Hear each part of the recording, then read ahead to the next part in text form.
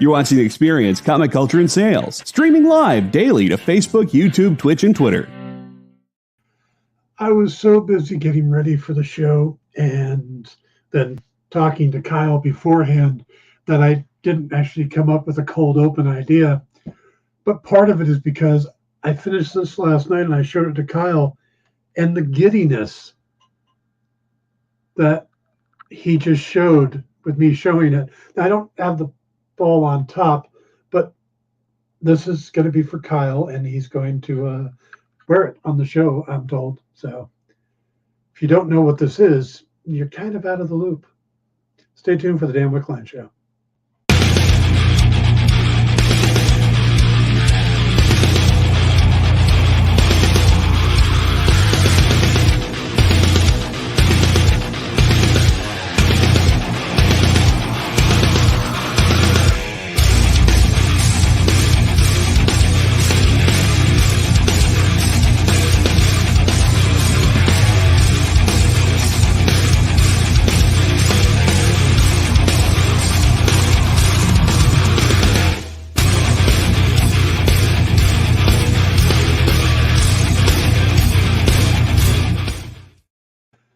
Good afternoon, everybody. Welcome to the Dan Wickline Show here on The Experience.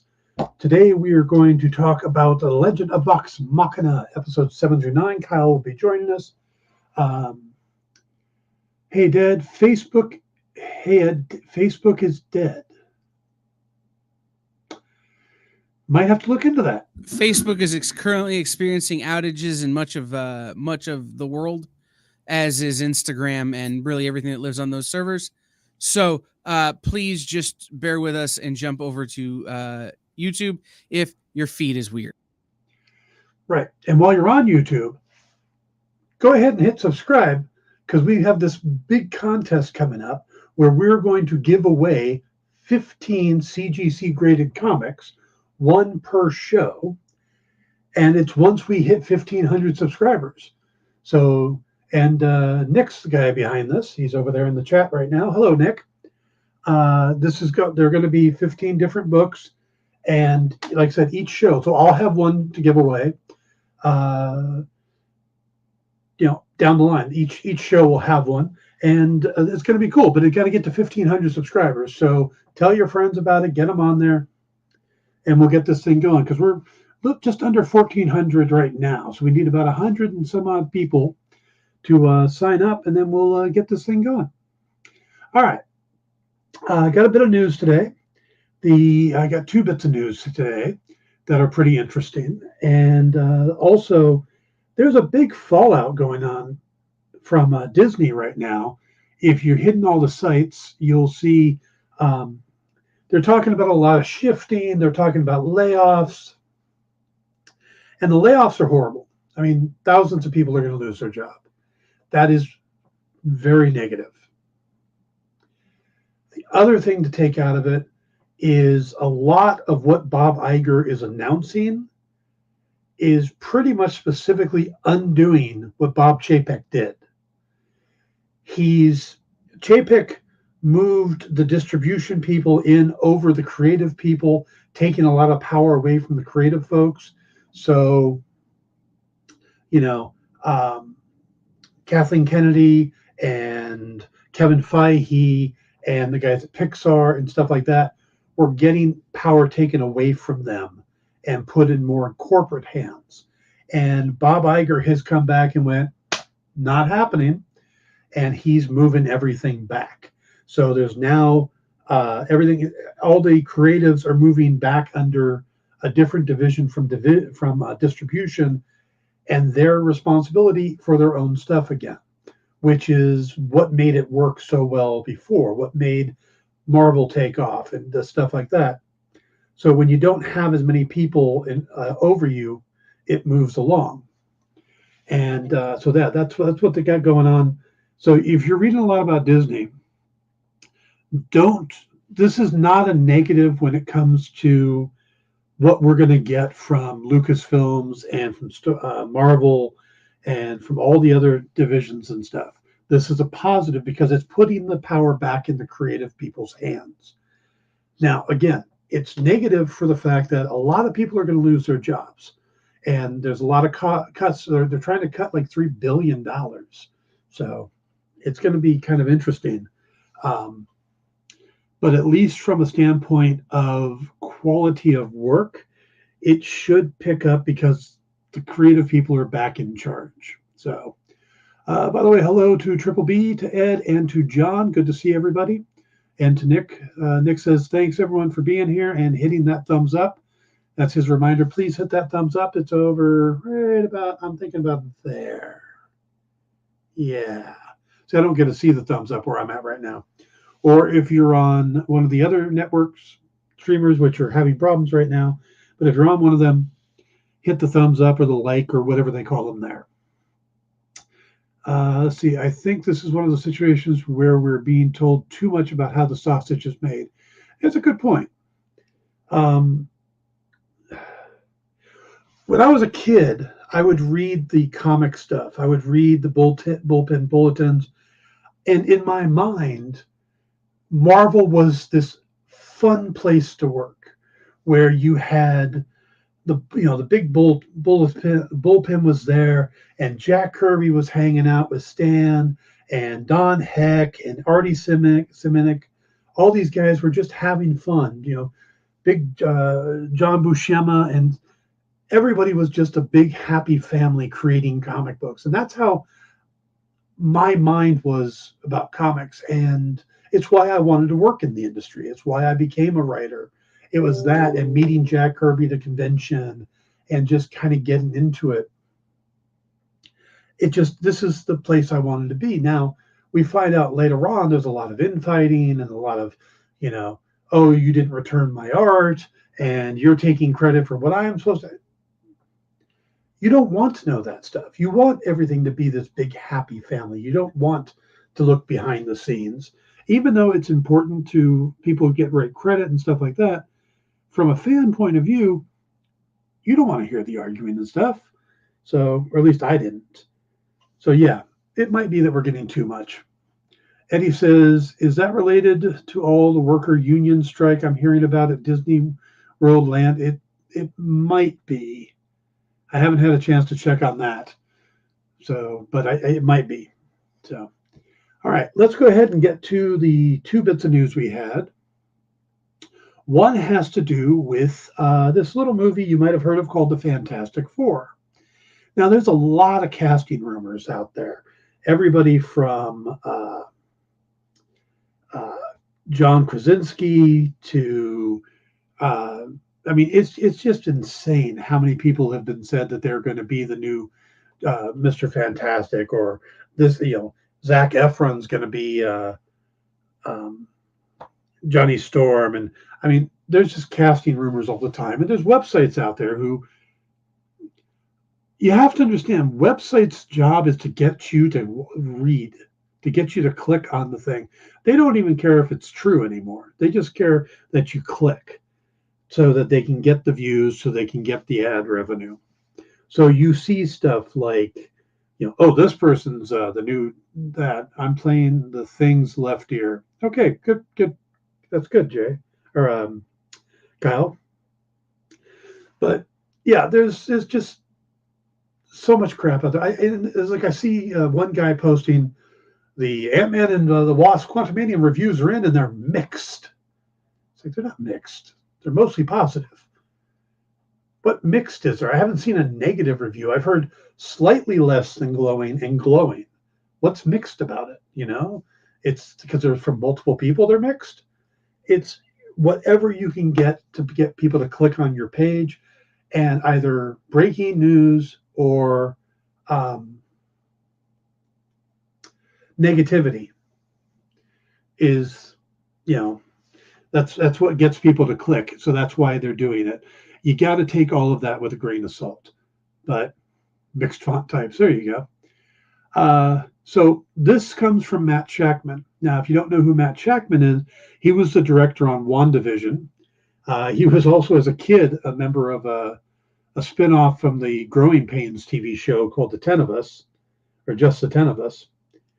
But he went on to direct WandaVision. He's kind of credited with a lot of the WandaVision stuff. along with the writers. He is going to be directing the Fantastic Four. Originally, it was going to be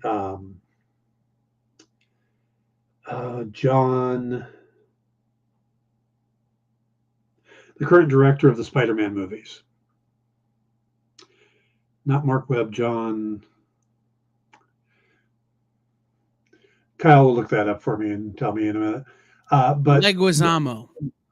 It's not John Leguizamo. John Leguizamo is going to be hosting the Daily Show in the future, though.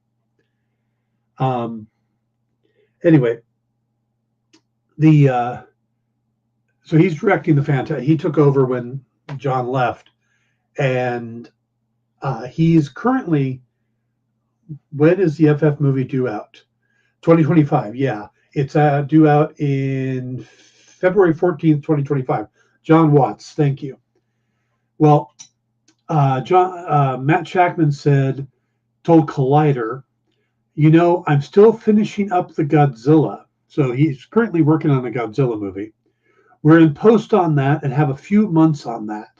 Then Fantastic Four is pretty much my life until Valentine's Day of 2025. It's going to be a Valentine's Day movie. Courtesy of Not Kyle TM. Oh, JD's back. All right.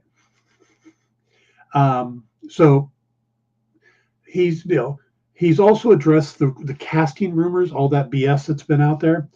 He says all the casting stuff you see is just rumors. We are early in our process here. We have nothing to announce right now, and certainly when we do, we'll let you know. So anytime you see any of the casting news for Fantastic Four you're seeing, it's just BS. It's insiders just saying stuff that they're not actually insiders. Yes, yeah. So they're not even in the casting phase yet. They're still just, unless they're lying to everybody.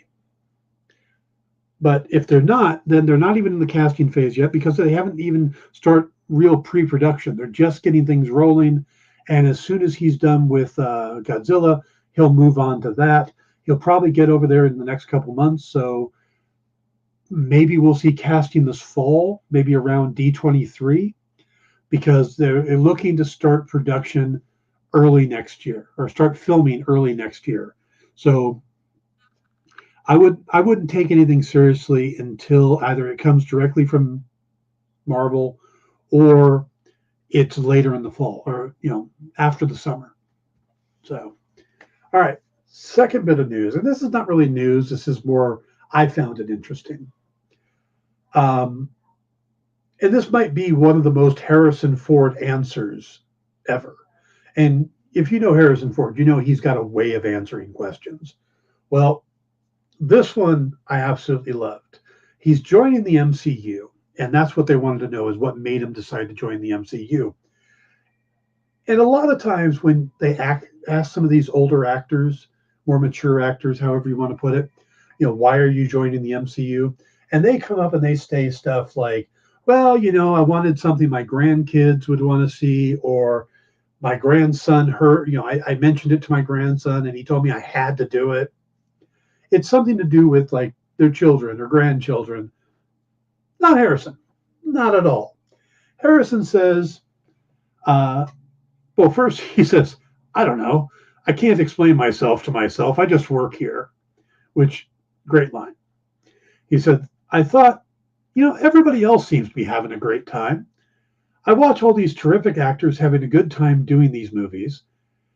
I like doing something different to whatever I've done before and pleasing people with it. So I'll try a piece of that. So that's pretty much why Harrison Ford is joining the MCU, because it looks like fun. I love that. I did see the Colbert interview. That was cool. But Ford is going to take over the role of General Thaddeus Thunderbolt Ross, previously played by the late William Hurt. He's going to first appear in Captain America: New World Order, and then he's expected to reprise the role again in the Thunderbolts. So, hey, Kenneth, good to see you.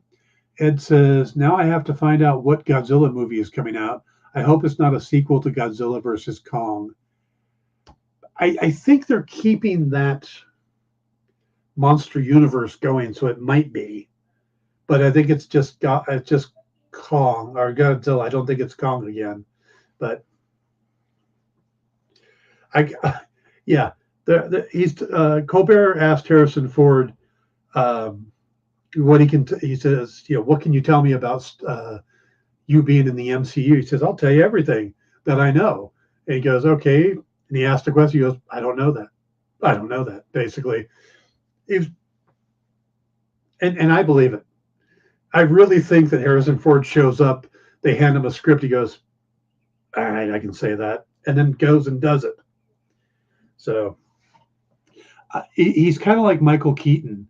When Michael Keaton, they tried to ask him, well, what do you know about the multiverse? The what? Well, how did you're showing up in this? The what? So they say he's 80. He probably has someone to remember his parts for him. I don't think it works that way unless he's got an earpiece, or Mark Hamill to read his lines for him. All right. So that's the news. What we'll do is let's go ahead and take our first break. We'll take a quick break. We'll come back. Kyle will join me, and we'll talk about The Legend of Vox Machina right after this. Did you know that every experience show, including some exclusive content, streams on Twitch? Check it out. Twitch.tv/the_EXP. Or just scan that QR code.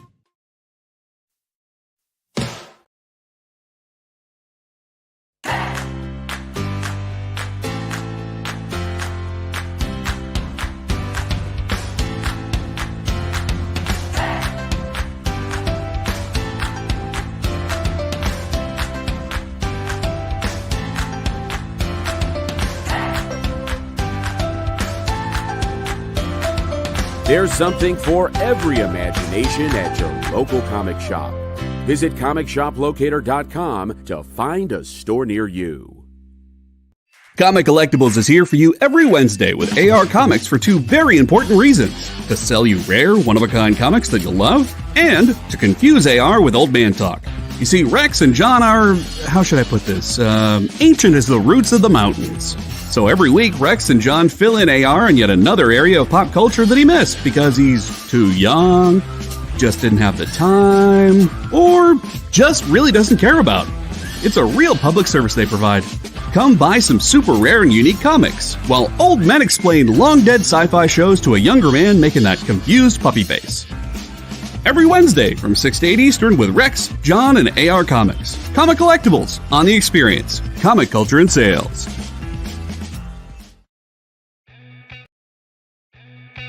Programming on the EXP is made possible by viewers like you, or your local comic shop, or that Kickstarter you backed, or the publisher you like, or comic industry professionals who want to share a message with the world. Really, anyone who wants to advertise with us can. If you're interested in seeing a product you know and love, or are creating, or are publishing, or are involved with, advertised here on The Experience, and having your message shared with our viewers, please reach out by scanning the QR code below or visiting our website and using the contact form.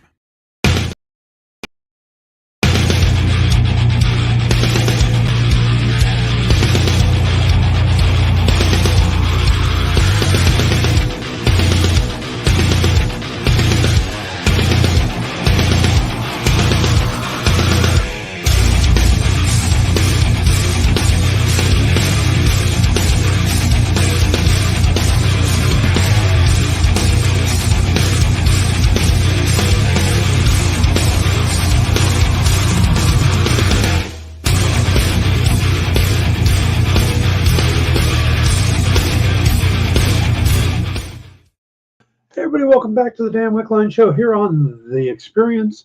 We have a great lineup today. We have, besides this, we have Comic Collectibles with Rex and John and AR Comics. But today they have a special guest. Ken Hazer is going to be on the show, drawing live.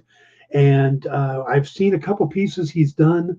to sell. One is a Booster Gold piece, and another is a Swamp Thing piece. And if those names sound familiar, because they're characters from the new DC announcement. So there's going to be a Booster Gold series and a Swamp Thing movie. So Ken's on the ball with that. Ed says, according to our reliable monster movie source, Toho is doing a Godzilla movie this year, and Godzilla vs. Kong 2 in 2024. Toho's movie is due to come out November 3rd. I'm going to guess that Shackman's doing the Godzilla Kong 2, because I don't think Toho would have brought him in. But I'm thinking Toho's probably going to be the better movie. Just me. Ken is amazing. He does a whole cover in an hour, and under an hour. Yeah, Ken is really good. But besides the show with Ken Hazer, we also have Pop Go the Writers, where Jim and I talk about the DC lineup, and also there's something else we talked about. Was it Black Panther? Yeah, I think it was Black Panther. But yeah, we talked about that. Jim and I Jim will also be on the show tomorrow, because he's a writer. He does a lot of books, and he'll be debuting the cover for a new book tomorrow on the show, one which I just happen to be a participant in. So you'll want to be here for tomorrow's show. After Pop Go the Writers, Kicking It with Henri tomorrow is our late show tonight. Jay says, well, Dan is also amazing. He does a whole show in under an hour. Oh. When I started doing Pop Go the Writers, the very first episode, I had Dan Taylor, I had, I think I had Jim Beard, and I had Rosalinda Diaz. And I really didn't know what I was doing, and we did the whole, we did a 3-hour episode. Our very first Pop Go the Writers podcast was 3 hours, and it's because I didn't know how to rein it in. So, all right, guys. We're going to bring Kyle in, and we're going to talk about the Legend of Vox Machina. Kyle? Maybe. Kyle, there we go. Hello, Kyle. Hello. How you doing? I'm here.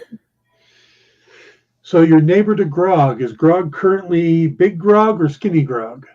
Well, we're going to talk about Grog after the lap band surgery. Yes. Aren't we? Yes.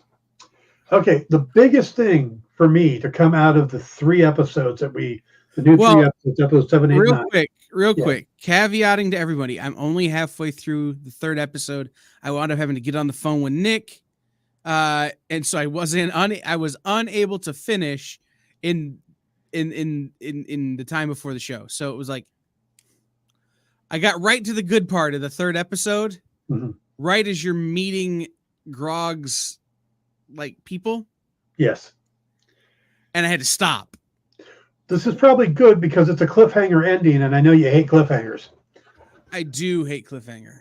So, no, to me, the most important thing that came out of the 3 episode is we meet Pike's grandfather, who is voiced by the American treasure himself, Henry Winkler. Yes. And how freaking awesome is that? It seems to be like this Henry Winkler renaissance going on. There were a number of people in the 3 episodes that it's worth noting. Like the voice of Trinket is Tommy or is Cheech Marin. Yes. Like, if you told me that Trinket was going to be like, "What's up, man?" I would have said, "Sign me up." Why does Trinket not talk all the time? Take my money. Yes, but he's speaking because it's a drug trip. I understand, but I still want Tommy Chong or Cheech Marin. They're interchangeable in my brain. I still want Cheech Marin to be there every episode. I totally get that. Yeah, and that was awesome too. And Lance Reddick is the dragon. Yeah. Well, we had talked about him before as being the dragon, but there were a number of voices in these 3 episodes. I'm like, wait, I know that voice from somewhere. Wait, I know that voice from somewhere. Wait, I know that voice from somewhere. Like, and I couldn't, and I was angry at myself because I couldn't place Henry Winkler. Yeah. I'm like, wait, who was that voice? Oh, that's Henry Winkler. What's funny to me is Henry Winkler was the epitome of cool when I was growing up. I mean, the leather jacket, nowadays it's all cliche. But I mean, Henry Winkler is the reason we have the term jumping the shark. You know, it's Happy Days and all that. He was the epitome of cool. And now he is he's like this cute little grandpa that everybody loves. And it's like, wait, those are so far apart from each other that it blows my mind. I don't think it is. I've been reading this book about evolving masculinity in a modern world, and it's a book written by a guy who grew up in and out of juvenile hall in Boston, and who is, you know, kind of, anyway, he says that there are 3 things that will always be cool: Henry Winkler as the Fonz, James Dean, and punk rock. Those 3 things will always be cool. And his conclusion is that leather jackets are the key to making things cool. I think the problem is that Henry Winkler has stopped wearing the leather jacket, so we forget how cool he actually is. Right. I'll give you that, but it does just seem like, I don't know, you look at him now and it's like, but like, so on the red carpet for the Golden Globes, yeah, he just kept going up to people from Abbott Elementary and fawning over how great they were. Like, it's like he watches the other shows that are on TV and like loves them. And everybody's like, "You're so great in Barry." He's like, "No, but let's talk about your show." And the line is the guy, he plays Greg in Abbott Elementary. I can't think of his name right now. Tyler James Williams, I think. Henry Winkler comes up and goes, "You're just so great. I think you're so funny, and your eyebrows in that show do all the acting." It's like he's fawning over the guy, and he turns to him and goes, "You know, I'm going to lose this award to him." Right? Like that's better than winning, but I'm going to lose this award to him. You know, it's so to see him show up as Pike's family. Yeah. Like, I don't want to spoil it, but to see him show up and be related to Pike, just because Pike is my favorite character. Like, on some level, you can't help but root for Pike. Right. And it's also such an important part of Grog's path. Right. And we learn that story about the relationship that, you know, now we know how Pike and Grog sort of came together. Right. On some level. Like, it's filling out some of that backstory. So I thought of the 3 episodes are doing a really good job of building out backstory. And interestingly enough, the thing for me, at least, is I had said last week that they needed to kill somebody this week. Yes. They did that, ironically. Nobody actually died. They have changed fundamentally who 2 of the characters are. In this sense that you have Grog, who was a big dumb barbarian who is now not. Right? Yeah. And you have Scanlan, who is this sort of rakish character. And they're fundamentally changing him into somebody you care about. Yes. Grog is still dumb. Right. Right. Grog is still dumb, but like they've changed that big dumb barbarian kind of concept to, okay, now he's an oddball barbarian. Mhm. And they've changed Scanlan from everything's a butt joke to only most things are butt jokes. He'll do something caring, and then he'll go back to the butt jokes. Right. He'll do all the work to get Grog to Pike's grandpa's house, and then he'll make a I know how both ends work joke. I thought that was really good because they're fundamentally changing the characters, which is the same in a lot of ways. For me, there was a part that drug in the 3 episodes that I'm going, wrap it up. Okay, wrap it up. And it was the Fey Realm stuff. Oh, really? How many slime creatures we really got to fight in one episode of a show? Right? Like, it's like, I would have much rather seen the one of the 2 battles that they had getting to the city in the Fey Realm, spend a little bit more time with Vex and Vax's family. Kind of maybe have an awkward dinner in there, something, and then move on. Like, rather than have, okay, you have this tentacle monster thing, and then you have the slime guy. Which one? Just pick one. Was the only kind of quibble I had in the whole episode, or the whole 3 episodes. Yeah. By the way, the little pan-like guy, don't remember what that kind of creature is. Was that Garmley? Was that his name, Garmley?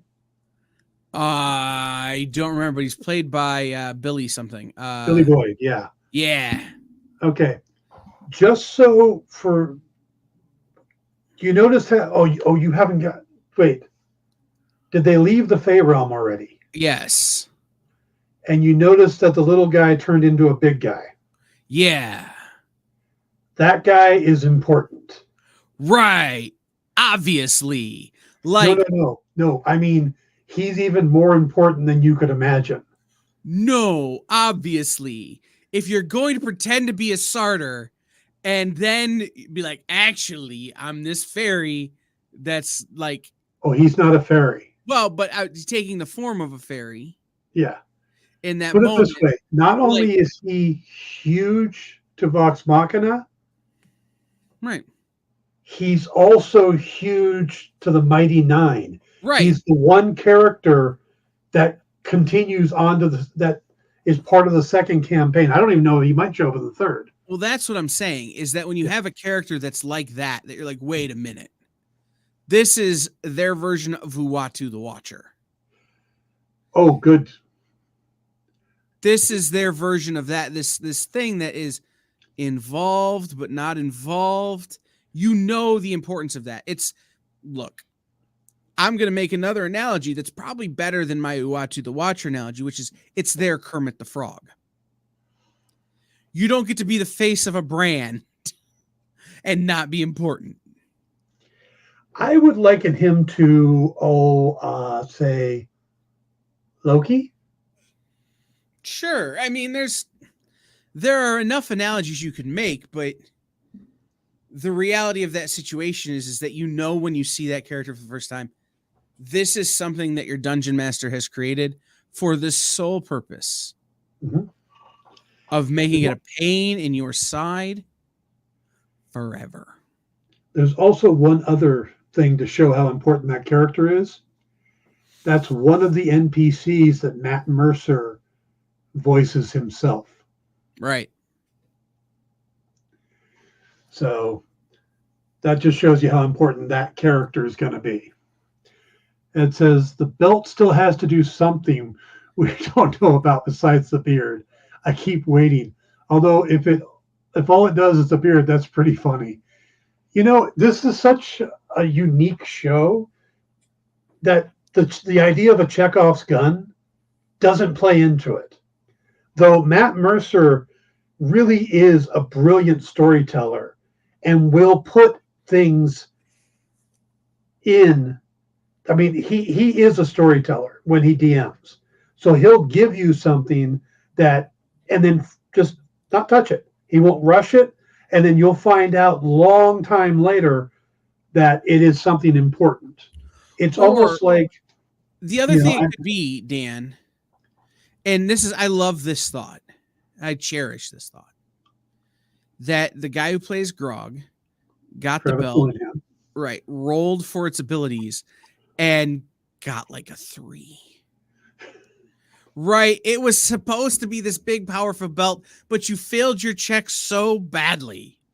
It just isn't now. Like, I relish that idea because that's something that I do so often in my games, right? Which is, you find a chest. You open the chest, roll to see what's in the chest. And they roll poorly, and it's like, it's some stale crackers and an empty jar of peanut butter. Right? Like, if they roll high, it's loot. If they roll low, it's inanity. And so I love the idea that that Grog's belt was supposed to be like this big, powerful talisman, and just isn't. Yeah. Yeah.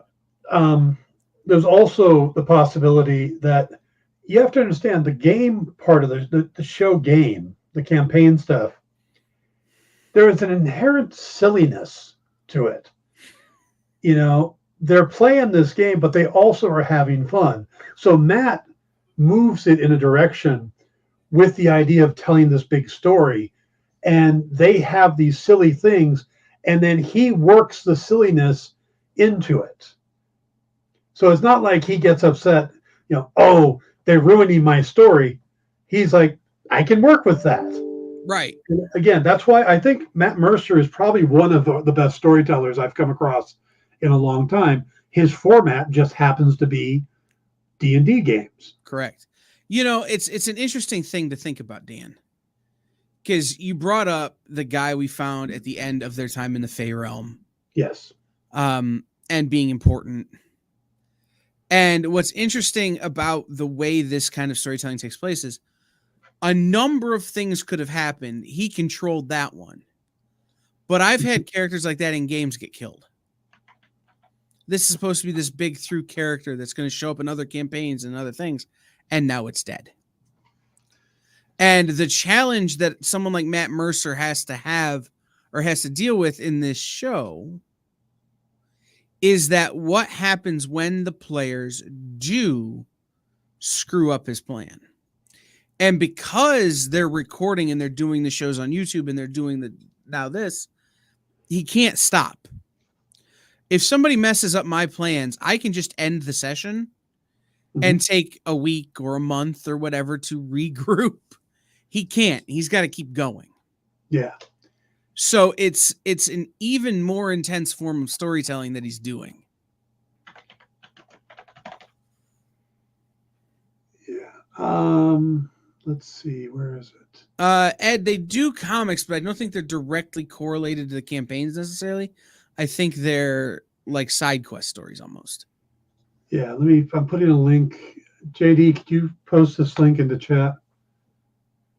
They do a lot of the origins of the characters. They do pre-stories and stuff, and they do some pretty good stuff. Also, Stepan Sejic was doing covers for the comics. So they're from Dark Horse, and they've got quite a few. They're based on both Vox Machina and the Mighty Nine. So you can pick up the digital ones or check your local comic shops for print versions. There's also, besides Vox Machina and Mighty Nine, they also have the Tales of Exandria, which is the world that both these campaigns take place in, but it deals with other characters in the realm. So, all right, let's go ahead and take our second break, and then when we come back, we'll talk more about Vox Machina. For those of you who were experiencing an outage prior to the show, Facebook may, in fact, be working again. Cool. All right, we'll be right back. Why was Princess Zelda sad after watching a bunch of YouTube videos? She couldn't find a link in the description. We'll stop if you subscribe to our YouTube channel. It's super easy. Click subscribe and click the bell when you do. And thanks for supporting the EXP. To be continued. 3 little words that hold the secret to the next great story. 3 words that will thrill you, confound you, give life to new possibilities. Every variation of To Be Continued is a promise of adventure, a promise of excitement, a promise of unseen wonders and unexplored worlds. A promise that every issue you read makes you a part of a never-ending journey, and behind every page there will be an unopened door waiting for you. This story to be continued at your local comic book shop today. Visit comicshoplocator.com today.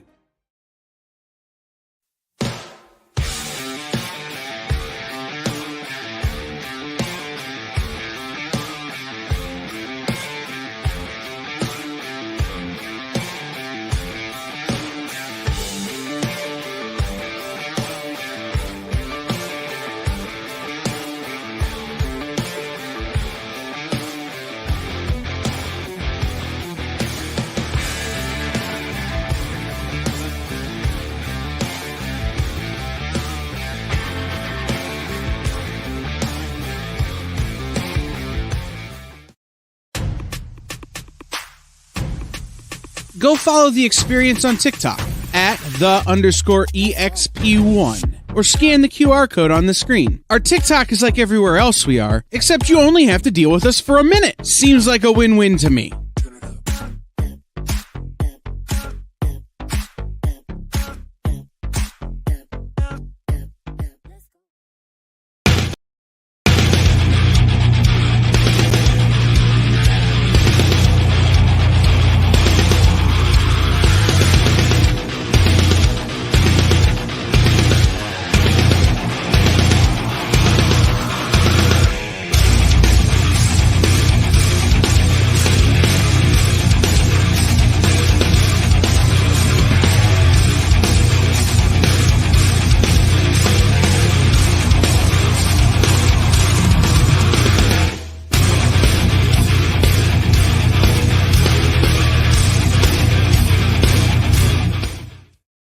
Everybody, welcome back to the Dan Wickline Show here on The Experience. We are talking Legend of Vox Machina, but I got a couple of quick news bits that popped up.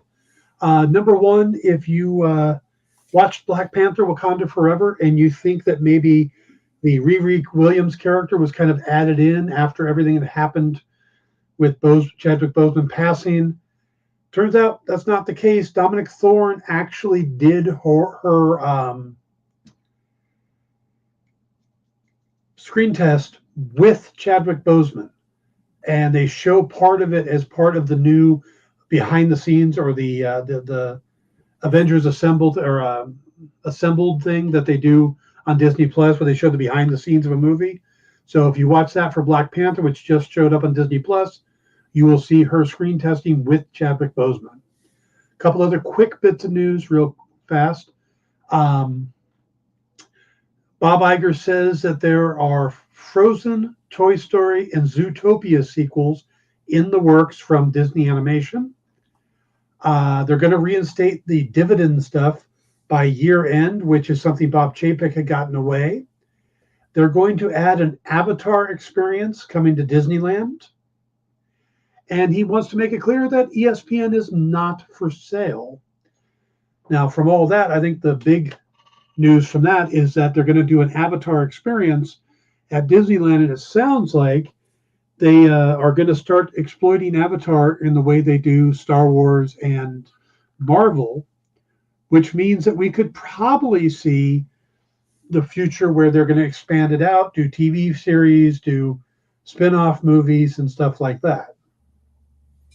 We shall see, but I could see that happening if they're going to go, because Avatar did a little decent with Avatar 2, and they're already working on Avatar 3.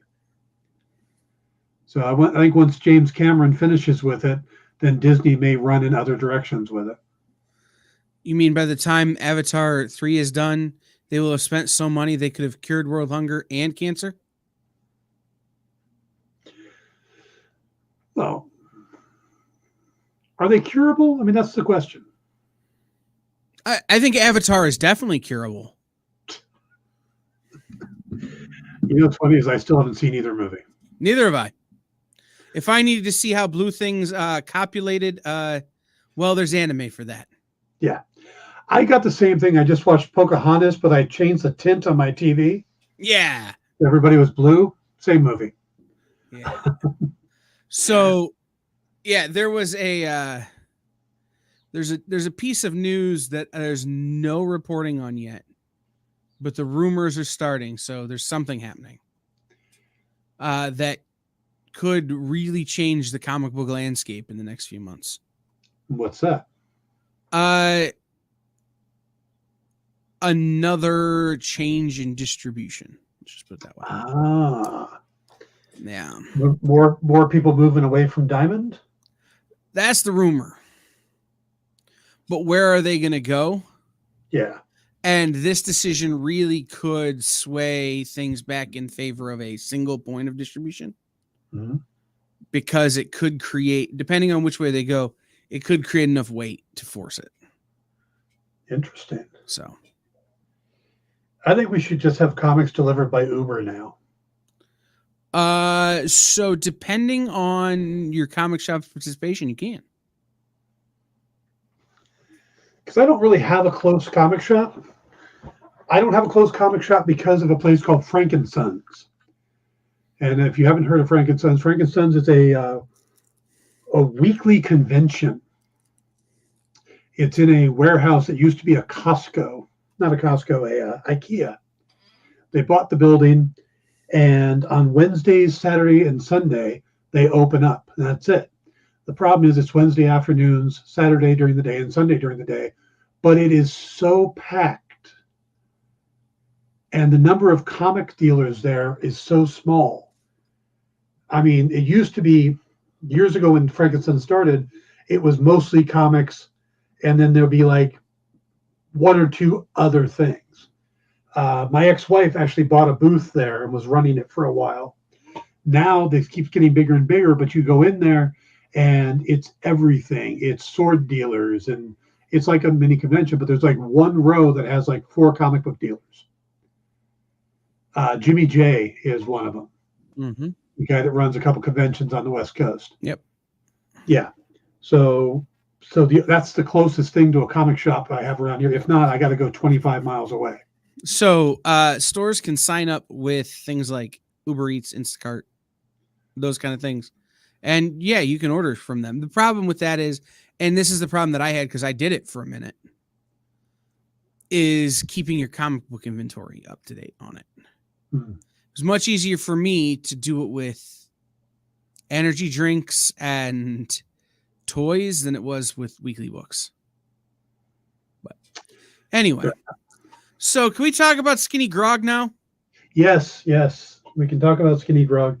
There's two major, the team gets split into two, and the twins, Caliph and Percy, end up in the Fey realm going after the bow, while a wounded Pike, Scanlan, and Grog end up going after the gauntlets. Right. And we left the last episode. We didn't know where Pike was, where Pike and Scanlan and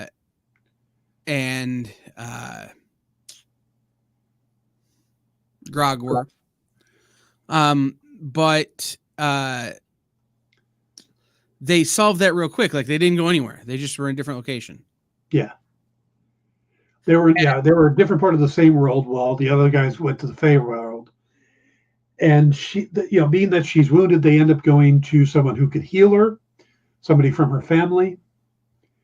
And we find out a lot about her connection to Grog, that they're old friends and how they became friends.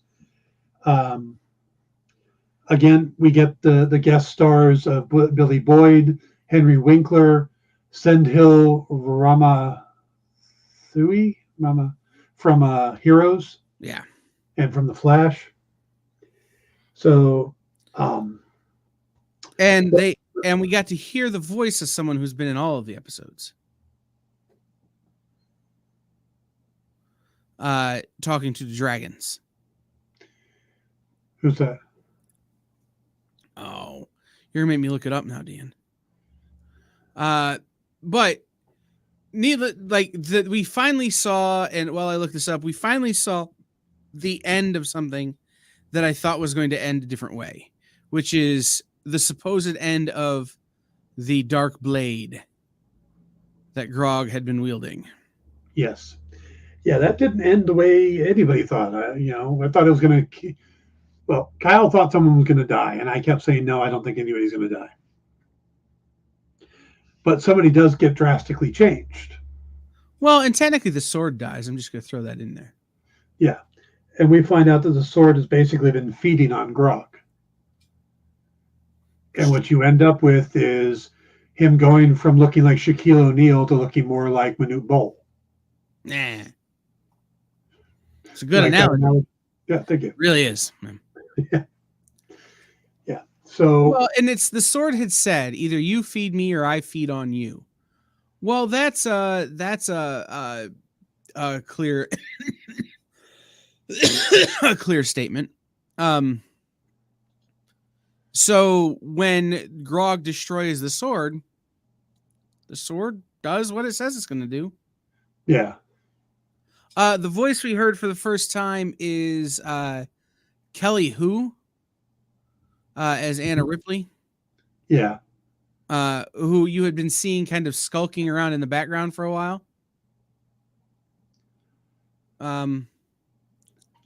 You know Kelly Hu as let's see, Lady Deathstrike from X-Men. Yeah, Lady Deathstrike from X-Men, or Admiral Ozawa from the Orville. So yeah, she's been on a lot of things. Yeah, I'm trying to. That's not what I know her from, but I'm trying to think of what I know her from. It's making me nuts. Hawaii 5-0 or something, maybe. Maybe. No, that was the Grace something from Battlestar Galactica. Grace Park. Okay, yeah, that was Grace Park. Something like, but it was a cop show. Okay. Yeah. But yeah, I like Ed's idea. Feed the sword the beard. The beard has a purpose. The beard. There you go, Jay. The belt has a good look, you know. Yeah. No, I think the destruction of the sword was an interesting way to play that off. I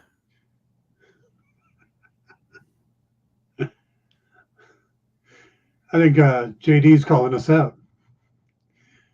Kyle just went to go beat up JD, which is going to be funny because Kyle is in Ohio and JD's out here in LA with me. Yeah. So it I forget what I was even going to say now, because now I was thinking about martial law and then JD's calling me out for trying to remember where I know someone from. You know, it's a thing. Yeah. But no, that was a good way to play that off. And I think it gives you a good challenge. I think if Grog still had the sword and was as, hulked out as he was coming into this battle that is set up in episode 9, which I don't think I've gotten to, or probably happens and is held over. Mm-hmm. I think it makes it less interesting. I think having a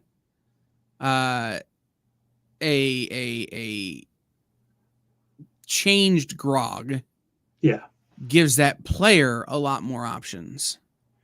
True. And yeah, she was China White on Arrow, but I don't think Jay watched. I don't think. I did watch Arrow. I don't remember any of it. Same time, Bronze Tiger was on there. I don't remember. Now, there's only 12 episodes this season. Right. So we're almost done. Right. We got 3 more episodes. They're going to drop next week. So we'll do one more show like this. And then we'll have to wait for season 4 or for when they do Vox Machina or Mighty 9. Yeah. Does Travis also voice Thor? Do you mean in the video game? Yes, he does. Travis Willingham does Thor and Laura Bailey does Black Widow. And they're also married in real life. I met Laura Bailey once.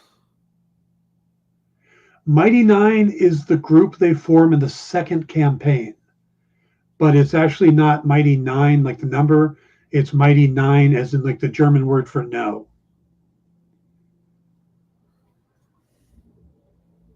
I was trying to remember who all was there, but Laura Bailey was one of them. Mm-hmm. They were at Gen Con with Will Wheaton's Tabletop Show. Mm-hmm.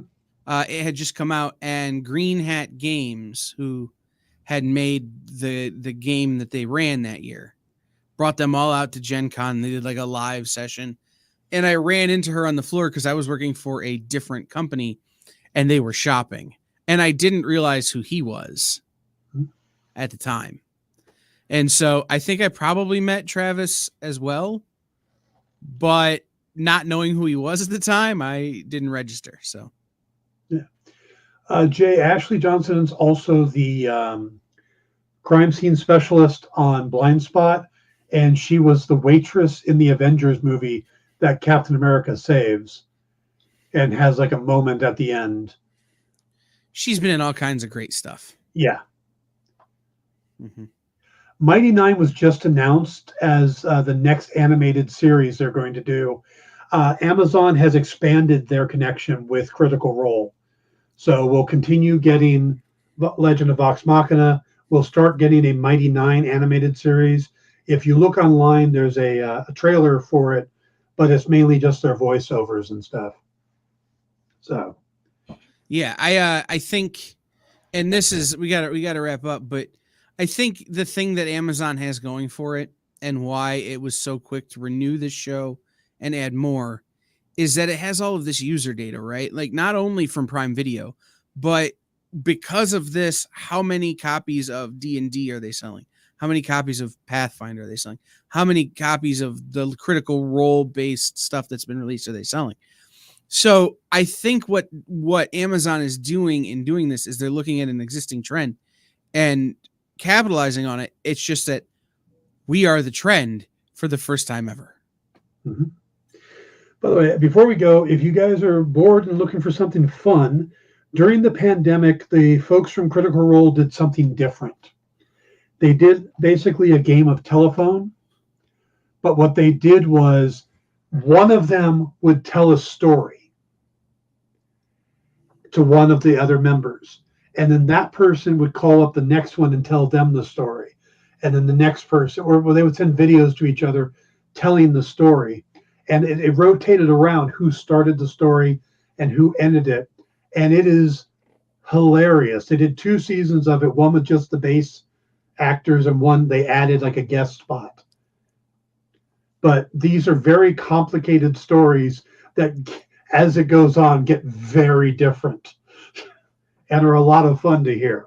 So check out the Critical Role website if you are enjoying the stuff they produce. They've got other things, other content as well, which might give us an idea of what we might get from their deal with Amazon. So JD says, I would recommend the Adventure Zone podcast too. The Balance campaign became a real well-told story. Okay.